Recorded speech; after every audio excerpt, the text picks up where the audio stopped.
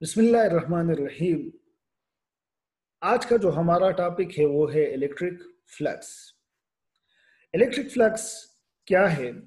Electric flux The electric flux for uniform field E and area A is defined as the number of lines of force that pass through the area placed in the electric field।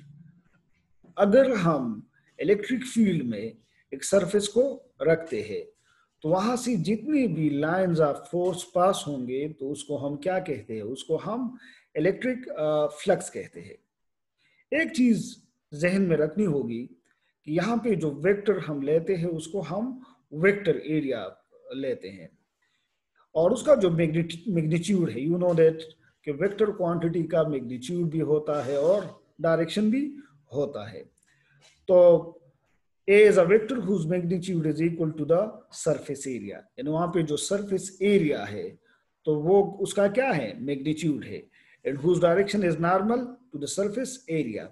और उसका direction क्या होता है? Normal to the surface area होता है। तो उसको हम क्या कहते हैं? इसको हम इलेक्ट्रिक फ्लक्स कहते हैं। यानी इसको हम डिनोट करते हैं ग्रीक लेटर से, इसको हम डिनोट करते हैं फाई से, और ये बराबर होता है E dot A. The dot product of E and vector area A is called electric flux. यानी electric flux is the product of the magnitude of the electric field and the surface area A perpendicular to the field। ये हमारे पास क्या है? Dot product है of क्या? Electric field and vector area A। ये क्या है? ये dot product of E and A है। इसका यूनिट क्या है? यूनिट है newton metre square per coulomb है। और जिस तरह हमने बात की, it is usually denoted by the Greek letter phi, और उसका जो यूनिट है newton metre square per coulomb square उसका यूनिट है। एक और चीज, इलेक्ट्रिक फ्लक्स ये स्केलर क्वांटिटी है। ये क्या है? स्केलर क्वांटिटी है, और ये पॉजिटिव भी हो सकता है और नेगेटिव भी हो सकता है। अब यानी इसको हम, ये पाई जो है, ये phi is called electric flux. Unit, its unit is newton metre square per coulomb, और ये क्या शो करता है? The number of field lines through surface S या एरिया ए, जो भी आप लोग लेते हो। और इसके अलावा close surface the area vector points in the outward direction. फिर हम बात कर लेते हैं, यानी लेट्स सपोज हमारे पास अगर हम फ्लक्स मालूम करना चाहते हैं तो फ्लक्स किसके बराबर है? ई डॉट ए। और आपको पता है कि जब डॉट प्रोडक्ट है तो वहां पे क्या है? ई ए कास थीटा है। यानी फ्लक्स ये हमारे पास स्केलर प्रोडक्ट है और electric field E and plane surface A पे डिपेंड करता है। Flux is the flow of field lines through the surface area A which is placed in that field. अगर आप लोग यहाँ पे देख ले, for example this figure shows that there are 4 number of lines passing through the surface area of 1 meter square। तो flux क्या है? यानी यहाँ पे कितने लाइंस पास होते हैं? 4। तो फ्लक्स क्या है? 4 newton metre square per coulomb ये है। यानी फ्लक्स डिपेंड करता है, the flux, the electric flux depends upon the orientation of surface area A with respect to the field lines. यानी ये ओरिएंटेशन ऑफ सरफेस पे डिपेंड करता है कि वहां पे कितनी नंबर ऑफ लाइंस पास होते हैं। अब अगर हम किसी भी एंगल पे उसको रखते हैं, when the area is titled such that it is making an angle theta with the electric field। फर्ज करें हम उस सरफेस को ऐसे रखते हैं कि वो क्या बनाए? एंगल थीटा बनाए। किस चीज के साथ? इलेक्ट्रिक फील्ड लाइंस के साथ। तो इस केस में फ्लक्स बराबर होता है ई ए कास थीटा। यानी the number of lines passing through the area will be E A cos theta depending upon the angle. ये किस चीज पे डिपेंड करता है? एंगल पे डिपेंड करता है।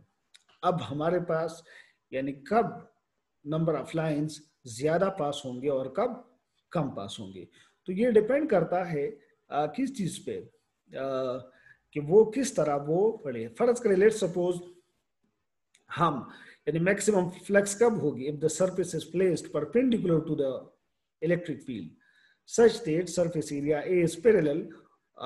फर्ज करिए उस सरफेस को हम इसी तरह रखते हैं और ये नंबर ऑफ लाइंस इसी तरह आ रहे हैं, तो सरफेस एरिया के साथ वो कौन सा एंगल बनाता है? जीरो एंगल बनाता है।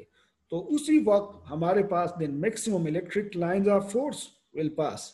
यू नो दैट कि cos जीरो किसके बराबर होता है? 1 के बराबर होता है। For that reason maximum lines pass होंगे। यानी अगर ये सरफेस हम इसी तरह रखते हैं, ठीक है, ये सरफेस एरिया है और आप देखते हैं कि ये लाइंस क्या है, ये पैरेलल है, ठीक है, तो इस हालत में maximum number of lines pass होंगी। तो इसका मतलब ये है कि मैक्सिमम फ्लक्स होगी। और अगर एक सरफेस हम पैरेलल रख दें इसी तरह और सरफेस एरिया क्या हो? परपेंडिकुलर हो। अगर आप देख ले सरफेस एरिया ये है और नंबर ऑफ लाइंस इसी तरह पास, तो अब इनके दरमियान जो एंगल है वो 90 डिग्री है। तो ऐसे हालत में हमारे पास जीरो फ्लक्स होगी। क्या होगी? जीरो फ्लक्स होगी। तो इसके अलावा यानी electric flux is the measure of the number of field lines passing through the surface S. तो ये अब ये चीज जो है यानी इलेक्ट्रिक फ्लक्स इन चीजों पे डिपेंड करता है। और अगर हमारे पास एक क्लोज्ड सरफेस हो, ठीक है, तो तीन चीजें आप लोगों ने जहन में रखनी है। यानी ये जो फ्लक्स है ये पॉजिटिव भी हो सकता है, नेगेटिव भी हो सकता है और जीरो भी हो सकता है। यानी इलेक्ट्रिक फ्लक्स पॉजिटिव होगा if the net number of electric field lines are leaving the surface, there is a source of field lines in the closed surface। अगर एक सरफेस में क्या है, बाहर लाइंस ऑफ फोर्स ज्यादा आ रहे हैं, तो इसका मतलब ये है कि ये क्या है? पॉजिटिव है। The electric flux is negative if net number of electric field lines are entering the close surface और more field lines are entering then leaving the surface. फर्ज करें एक सरफेस में क्या होता है, वहां पे 3 लाइंस एंटर हो रहे हैं और बाहर कितने निकल रहे हैं? कम निकल रहे हैं। तो इसका मतलब यह है कि फ्लक्स क्या है? नेगेटिव है। फिर जीरो भी हो सकता है, यानी the electric flux is zero अगर यानी जितनी लाइंस वहां पे एंटर हो रहे हैं उतनी लाइंस बाहर निकल रहे हैं। अगर 3 एंटर हो रहे हैं और 3 बाहर निकल रहे हैं तो फ्लक्स क्या होगा? जीरो होगा। तो इलेक्ट्रिक फ्लक्स क्या है? The number of lines of force passing through surface area A is called electric flux, or the dot product of electric field E and vector area A is called electric flux। तो ये जो आज का हमारा topic था वो क्या था? Electric flux. Thank you and have a nice